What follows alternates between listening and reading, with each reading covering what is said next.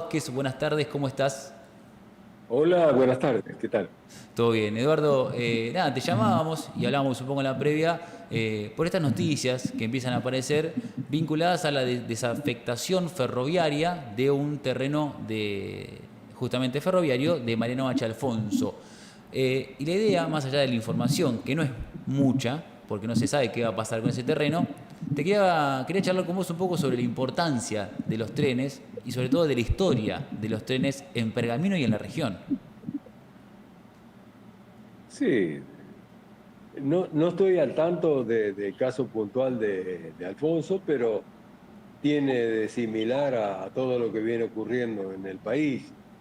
Este, hace ya muchos años que al ferrocarril se lo está destruyendo sistemáticamente. No es por descuido, no es por negligencia operativa, no es por no saber qué hacer. No, sí, se sabe qué hacer. Se sabe que se lo quiere destruir y cada gobierno va haciendo un poco lo suyo, lamentablemente.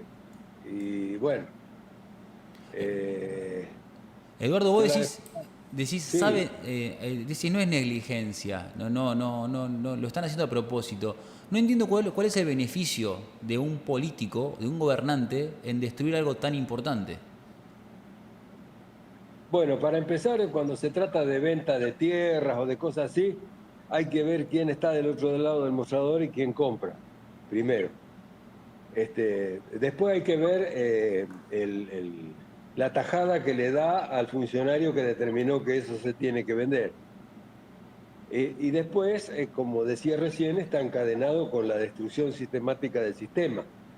Lo que es un caso puntual, puede ser un terreno, un vehículo, una cosa así, que por ahí sale a la venta, no cambia mucho la historia de este medio de transporte, pero cerrar kilómetros de ramales, clausurar trenes, eh, en fin, todo ese tipo de cosas sí apuntan a destruir el sistema. Eh, Mucha gente que estará escuchando sabe de oídas o habrá escuchado en diferentes oportunidades que el tren tiene ventajas sobre los demás sistemas de transporte, que por ahí es más económico, que por ahí no contamina el medio ambiente, una serie de cosas. Y sí, todo eso es cierto, pero la gente no sabe hasta qué punto es ventajoso el contar con un buen sistema ferroviario. Y, y bueno, los que hacen estas maniobras sí saben. Y hacen los mandados para capitales extranjeros. La Argentina, afortunadamente por un lado y desgraciadamente por el otro, es un país que contiene mucha riqueza, sobre todo riquezas naturales, muchas situaciones ventajosas, muchísimas, desde la geografía, el clima, los kilómetros, miles de kilómetros que tiene para la pesca, etcétera, etcétera, etcétera. Entonces siempre una tentación para las aves de rapiña de afuera que quieren quedarse con esos bienes o tenerlos ellos y explotarlos ellos.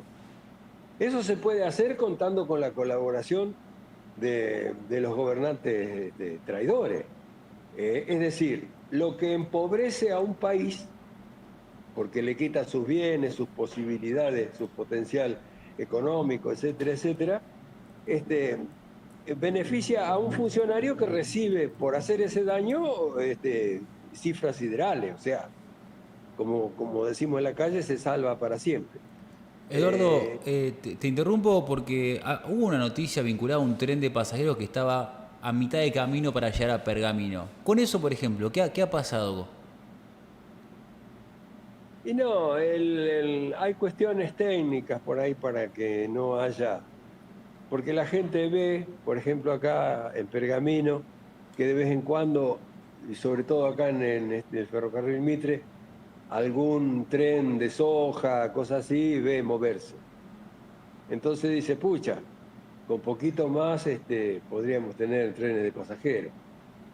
y la verdad es que el desmantelamiento del ferrocarril trajo aparejado que se lo dejara prácticamente sin personal. Eh, Voy a explicarlo así, tratando de hacer lo más rápido posible.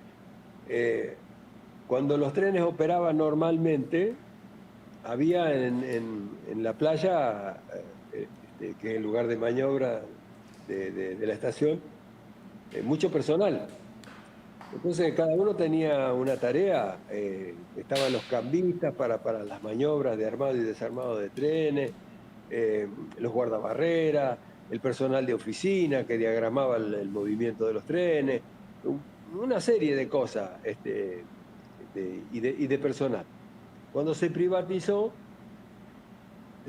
se echó todo el mundo al diablo, y entonces ¿cómo hacemos funcionar el ferrocarril como Claro. antes sin personal? Imposible.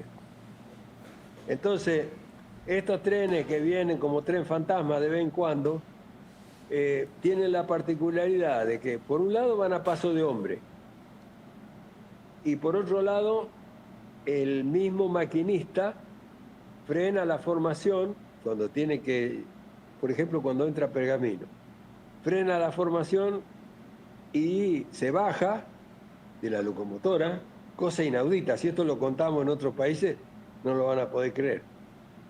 Hace el cambio de vía, se vuelve a subir a la locomotora y arranca nuevamente. Y así todas las veces que necesite desganchar vagones, hacer cambio de vía y todo eso, porque no está el personal que hacía ese trabajo.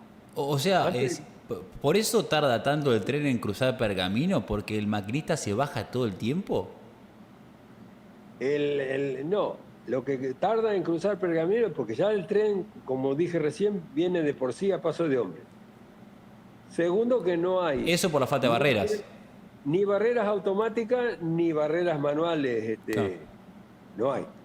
No hay señalización lumínica o sea, sistemas de semáforo, de alarma acústica, como hay, por ejemplo, en Buenos Aires, donde todavía corren muchos trenes suburbanos y todo así, hay muchos pasos a nivel que no tienen un guardabarrera que baje una barrera. Tienen un sistema de alarma acústica que empieza a hacer sonar una Claro. campana y tienen los semáforos que encienden en rojo para advertirle al automovilista que no cruce. Ni siquiera eso hay acá. Entonces, se cuelgan de la bocina, Claro. y como avanzan a paso de hombre y colgado de la bocina, es una manera de advertir, bueno, ojo que aquí venimos nosotros. Y se está haciendo lo antiferroviario. Sí, es tremendo. El famoso dicho pasó tocando pito. Bueno, justamente, tiene que tocar bocina porque es también riesgoso que no haya barrera, que no haya sistema lumínico, que no haya ningún sistema sonoro. Genera un montón de desventajas de velocidad, de riesgo. Y así creo que hasta va empeorando, Eduardo, con el paso del tiempo. Sí, sí, aparte que no hay otra alternativa. Si quieren mover un tren sin personal, tiene que hacerlo de esa manera, Claro. la única. Y bueno, en esas condiciones no se puede mover un tren de pasajeros, ni hay. Eduardo, te pregunto, ¿cómo viene el tema del tren este vagón presidencial o réplica? No termino de comprender qué está pasando ahí. Entiendo que es como parte del ferromuseo de alguna manera, este ejemplar del vagón de Illa. No, vos haces una pregunta ¿Es que compleja? mucha gente se hace. ¿Eh? ¿Es compleja la pregunta? Pensé que no. No, no, te la puedo responder. Este, pero me refiero que son esos temas harto desagradables. Por ejemplo, concretamente, el abandono y el remate y la cortada con el soplete de vehículos y todo no perdonó ni a los que eran vehículos históricos. Entonces, coches especiales y una serie de cosas que había en uso y en cantidad cuando el ferrocarril operaba, después fueron desapareciendo. Y un crimen porque son verdaderas joyas, porque eran vehículos especiales, no era el coche estándar, por ejemplo, para llevar pasajeros con un asiento detrás del otro, muy similar a como es el interior de un ómnibus, digamos, no. Los coches especiales eran para trasladar personalidades. Originalmente, la gente tendrá más o menos la data de que las empresas que explotaban las distintas líneas ferroviarias, en su mayoría eran inglesas, había francesas también. Y bueno, estamos hablando de un siglo atrás, estamos hablando de, por ejemplo, en el caso de Inglaterra, Inglaterra era el amo del mundo hace un siglo atrás. Tenía colonias en todo el globo terrestre, tenía la flota mercante más grande, tenía los bancos más poderosos, tenía trono que perdió en la Segunda Guerra Mundial y lo tomó Estados Unidos, que a su vez está decayendo En este momento. Pero bueno, explico eso brevemente por el hecho de que se entienda que si venía un gerente de esas empresas internacionales y se tenía que trasladar a cualquiera de las provincias del interior, no lo iban a sentar al lado del pasajero común como uno más, sino que iban en unos vehículos VIP que vendrían a ser el equivalente, un siglo después, más o menos a lo que se conoce como motorhome en este momento, es decir, un vehículo en el que aparte de tener una sala de estar, tiene dormitorio, tiene baño, tiene las comodidades necesarias para grandes, largas travesías. Bueno, estos coches estaban fabricados especialmente para eso. Cuando venía una visita ilustre al país, por ejemplo, y le querían mostrar las maravillas de nuestros paisajes y la ciudad del interior, lo cargaban en uno de esos vehículos. Cuando los transportes pasaron a manos del Estado, esos vehículos VIP, digamos, pasaron a ser vehículos presidenciales. Como el avión presidencial de ahora, estaba el vagón presidencial de antes. Claro, venían a cumplir las funciones del Tango 01 porque hay que tener en cuenta una cosa, yo estoy hablando de épocas donde el ferrocarril recorría todo el país, pero el país no tenía rutas, ¿Qué? ni tenía líneas aéreas. La única manera de hacer una travesía de 500, 1000 kilómetros, 2000 kilómetros, y no morir en el intento, era Era el a tren. bordo de un tren.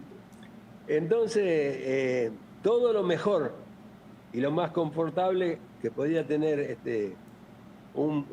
como dije, un personaje ilustre en su momento que visitara el país, los propios empresarios dueños de la compañía ferroviaria, o con el tiempo los presidentes, personajes de esa jerarquía.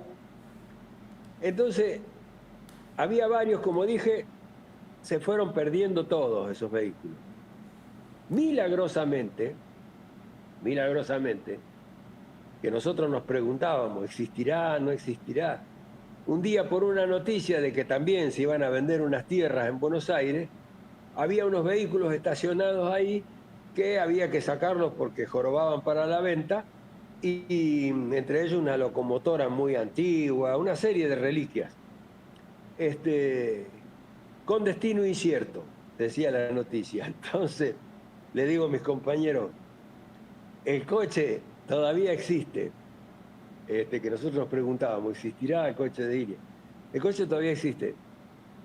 Lo que podemos hacer es gestionarlo para Pergamino. Entonces hicimos una movida interesante en la cual le dimos participación, amén de hacerla nosotros, a la gestión, en calidad de adherente, digamos. Hablamos con la familia, los familiares de Ilia, le contamos en qué emprendimiento estábamos, que si podían hacer una nota de adhesión, nos dijeron que sí, y obviamente eso pasó a ser parte de la carpeta. Y bueno, se fueron enterando, por ejemplo, en el Partido Radical y adhirieron que eso medio se cae de Maduro. Se enteró el Consejo Deliberante y declaró la gestión nuestra de interés municipal. Le pedimos al Ejecutivo Municipal que participara, porque nos pareció apropiado, y para que no tuviera todo muy teñido de radicalismo y cosas así, hablamos con el Partido Justicialista, porque la figura de Ilia como político de prestigio, persona ejemplar, etcétera, etcétera, trasciende Sí, sí.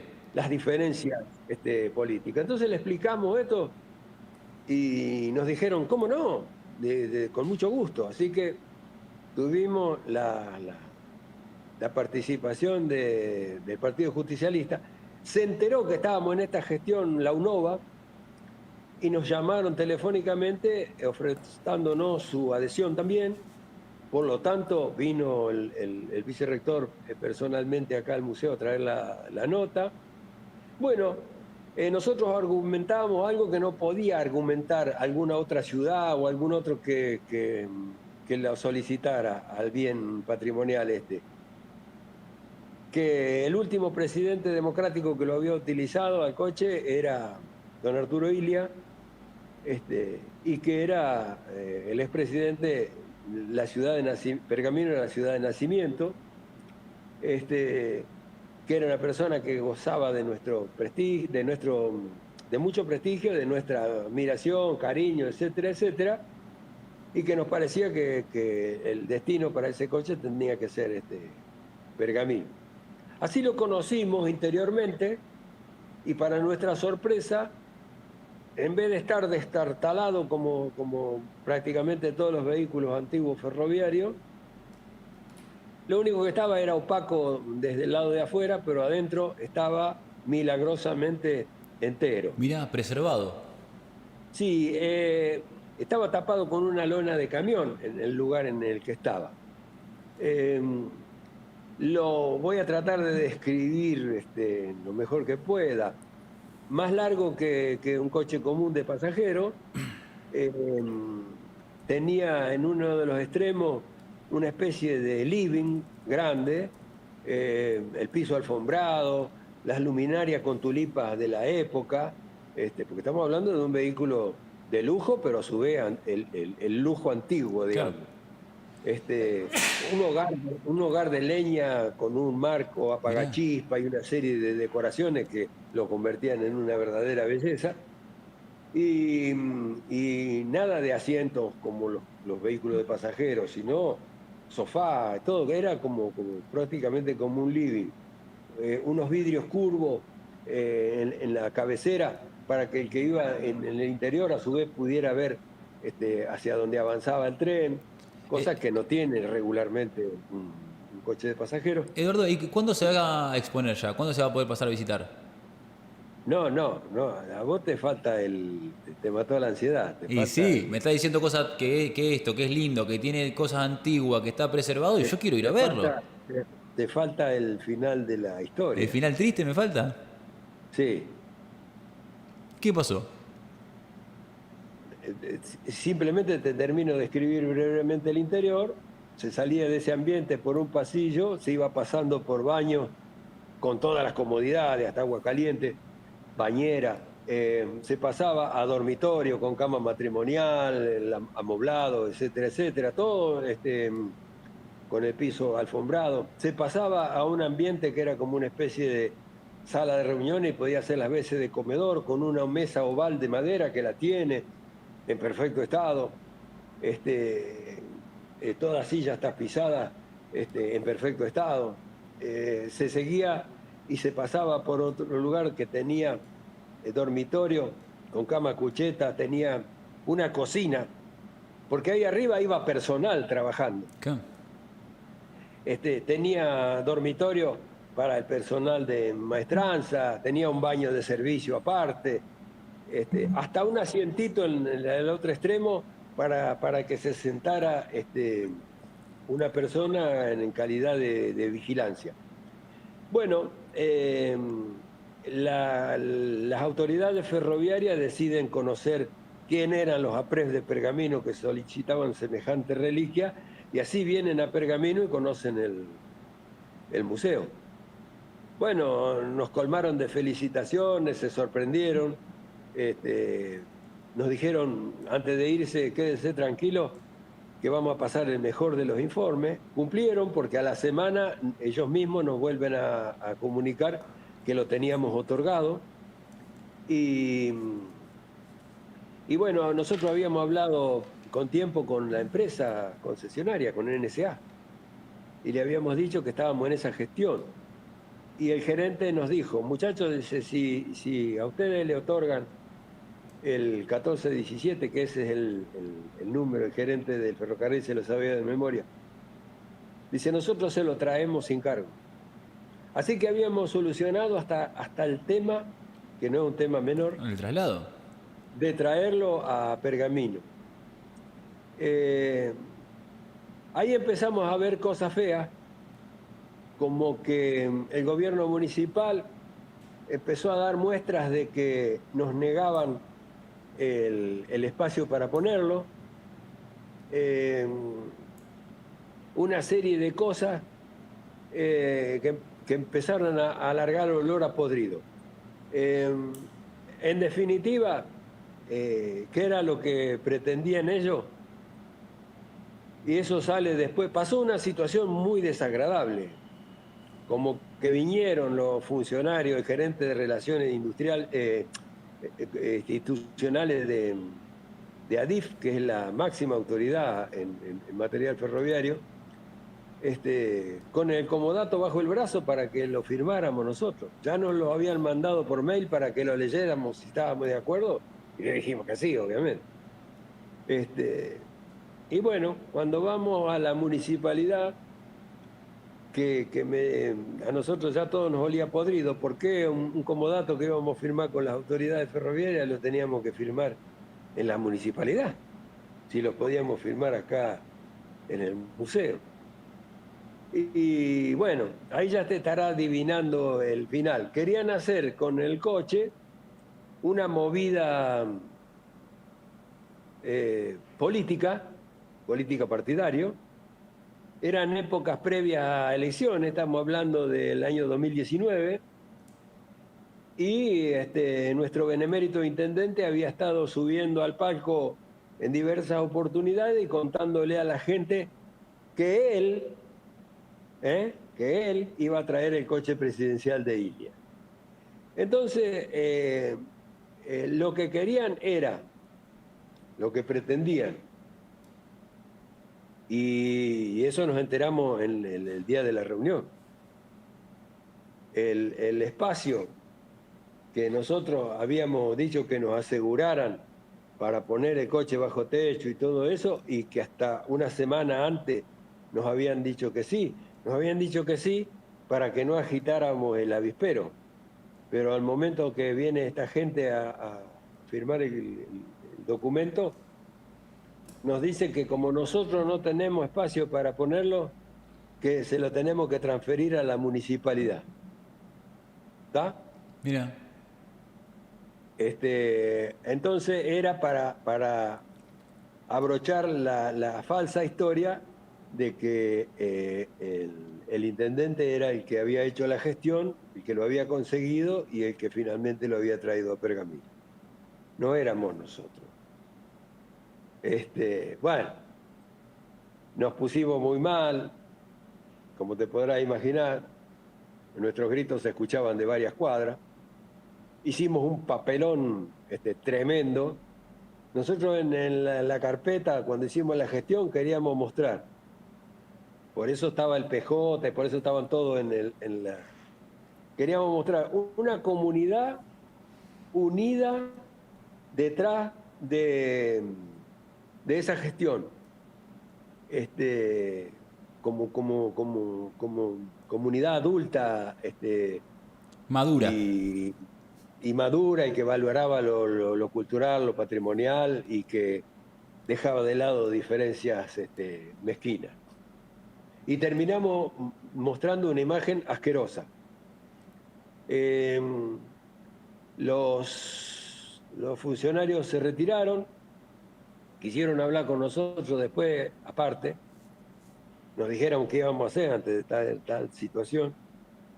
Nosotros les dijimos que estábamos dispuestos a correr todo, amontonar todo lo que teníamos acá en el salón del museo y meterlo acá, de cualquier manera, al coche, como una manera de cumplir con nuestro compromiso de que lo pedíamos para tenerlo custodiado, bajo techo, etcétera, etcétera.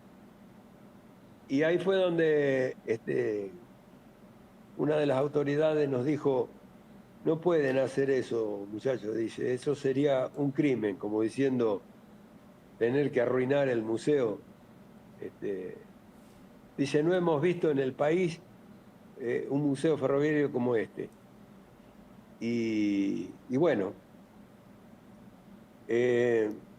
empezó a pasar el tiempo, eso ocurrió en el 2019, nosotros volvimos a hacer otro intento de hablar con la municipalidad, a ver si habían recapacitado, a ver si habían cambiado de opinión, pero seguían en la misma. Entonces, bueno, después vino la pandemia, todo eso. Ahora, la gente que recuerda que a través de los medios nosotros íbamos informando en qué gestión estábamos, que íbamos a traer el coche presidencial y qué sé yo, le pregunta al gobierno municipal: che, ¿y el coche de Ilia? ¿Qué hicieron? Hablaron con unos viejos sátrapas que están vendiendo imagen de gente de la cultura, como son Eduardo Lázaro y Luis Gutiérrez, para que le consiguieran cualquier cachivache para meter ahí. Y así es que trajeron ese coche viejo, que no fue nunca presidencial de nadie, es un vehículo de transporte público de pasajeros, es un coche de la formación de los viejos trenes eléctricos que hacían el recorrido suburbano ahí en Buenos Aires, en este mismo ferrocarril. Bueno, como para meterlo ahí y que la gente se deje de preguntar, total, la gente es estúpida y se le puede decir cualquier cosa. Ese es más o menos... Uy, me dejaste... Me dejaste sorprendido. Hemos hablado mucho sobre este coche presidencial en su momento, del 2019, bueno, y ahora confirmar esto, ¿no? Que no lo tenía en cuenta yo realmente, que efectivamente el coche que está hoy adentro del Museo de Bellas Artes es un coche Gualunque y no es efectivamente el que trasladó al expresidente Ilía. Lamento lo que me contás, porque además sé de la pasión que tienen ustedes por los trenes. Eduardo, vamos a ir conversando sobre esto, me interesa mucho el tema, así que te pido que sigas a disposición de este tipo de conversaciones. Bueno, nosotros tenemos que tener un espíritu aparte para aguantarnos todas estas maldades y poder seguir trabajando como hemos seguido hasta ahora. Ahora vamos a estar en la noche de los museos el mes que viene, el 15 del mes que viene, abierto al público que nos pueda visitar. Y además todas las tardes ahí de los fines de semana siempre está abierta la puerta hasta las 6 y pico para que la gente que esté interesada pase a visitarlos. Sí, estamos todos los sábados. Impecable. Eduardo, muchas gracias por la charla. No, gracias a ustedes. Conversamos con Eduardo Vázquez de APREF, que nos contó una historia que, Dios mío, cómo no indignarse, por favor, cómo no indignarse con estas cosas. Lamentablemente, todo lo que nos cuenta Eduardo, primero vinculado a una situación general de los trenes, de lo que está pasando con la situación ferroviaria, que hace años que se está destruyendo el medio de transporte por excelencia. Porque nos gusta hablar de Europa, pero no hablamos de que en Europa hay trenes y acá no, ¿viste? No, comparamos lo que nos conviene de Europa o de los países que, Dios mío, mejor no hablar de ciertas cosas. Por eso la charla con Eduardo Vázquez de APREF, vinculado a lo que está pasando con los trenes y en